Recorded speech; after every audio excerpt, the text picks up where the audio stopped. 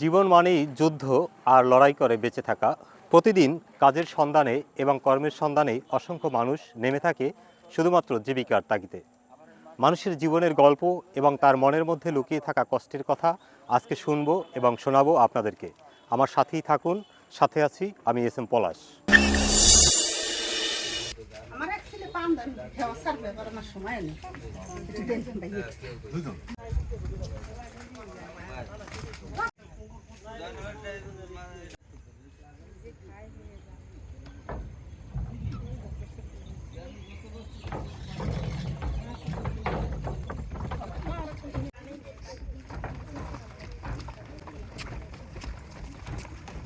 দিনকাল কেমন চলছে আপনার? খুব ভালো চলছে, খুব ভালো এবং মোটামুটিভাবে ভালো আছে। সব মিলিয়ে ভালো। দেশের যদি আর একটু ভালো হয়, নির্বাচন হইলেই হয়ে যায়। ভালো আছেন?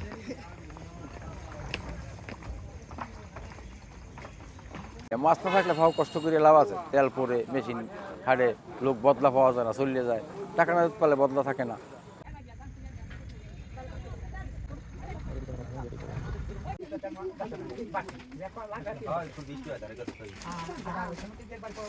আমার মৎস্যজীবী দিনকাল খুবই খারাপ যাইতে আছে, কোনো ব্যবসা বাণিজ্য নাই।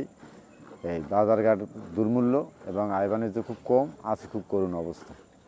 মাছ ধরিয়া ধরো 40-45 বছর ধরি। নদীর বিষয়ে অনেক দুর্বল, আগের সামনে অনেক দুর্বল। আগে যে মাছ পাইতেন এই মাছ এখন নাই।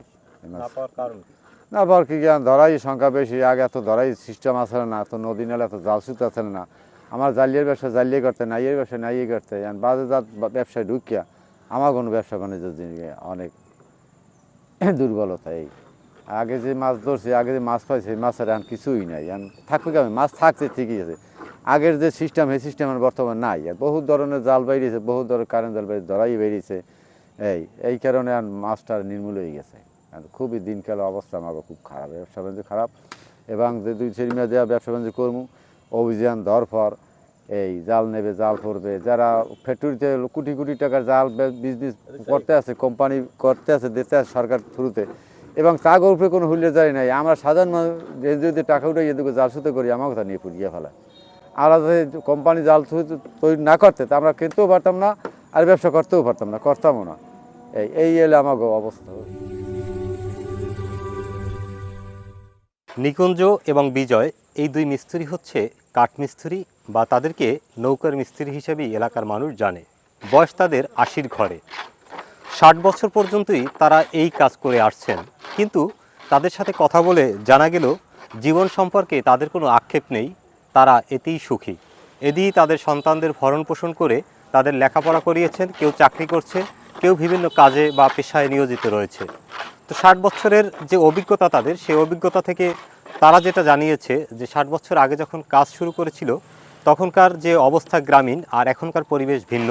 কারণ যাতায়াত ব্যবস্থার উন্নয়ন হওয়ার কারণে এক সময়ের সেই যে বাহন, জাতীয় বাহন নৌকা, সেই নৌকা অনেকটা বিলুপ্তির পথে। বিলুপ্ত না, শুধুমাত্র প্রয়োজনের তাগিদে কিছু মানুষ তৈরি করছে। একসময় যাতায়াত যানবাহন না থাকার কারণে মানুষ এই নৌকার উপরেই নির্ভরশীল ছিল। হাট বাজার, ব্যবসা বাণিজ্য সব কিছু নৌকা দিয়েই করতে হতো। কিন্তু বর্তমান সময়ে সেটা অনেকটা পরিবর্তন হয়েছে। তারপরেও এই যে দুইজন মিস্ত্রি, এরা একজন চাচা একজন ভাতিজা, তাদের মধ্যে তেমন কোনো আক্ষেপ নেই। তাদের অল্প আয় হলেও তারা সুখের যে একটা তৃপ্তি বা সুখের যে একটা ঢেকুর, সেটা তাদের মধ্যে রয়ে গেছে। 60 বছর পর্যন্ত কাজ করি, আমার বয়স 80 বছর।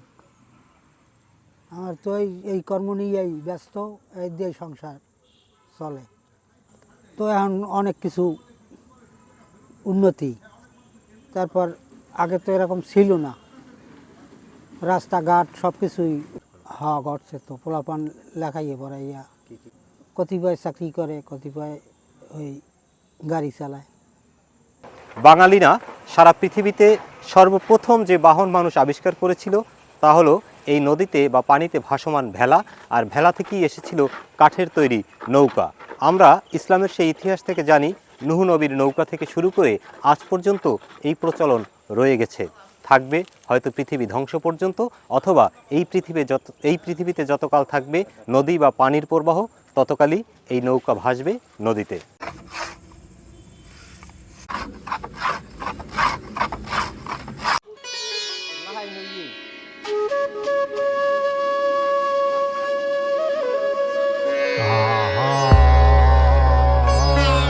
মাছ না থাকলে ভাও কষ্ট করে লাভ আছে, তেল পরে মেশিন খাটে, লোক বদলা পাওয়া যায় না, চলে যায়, টাকা না পালে বদলা থাকে না।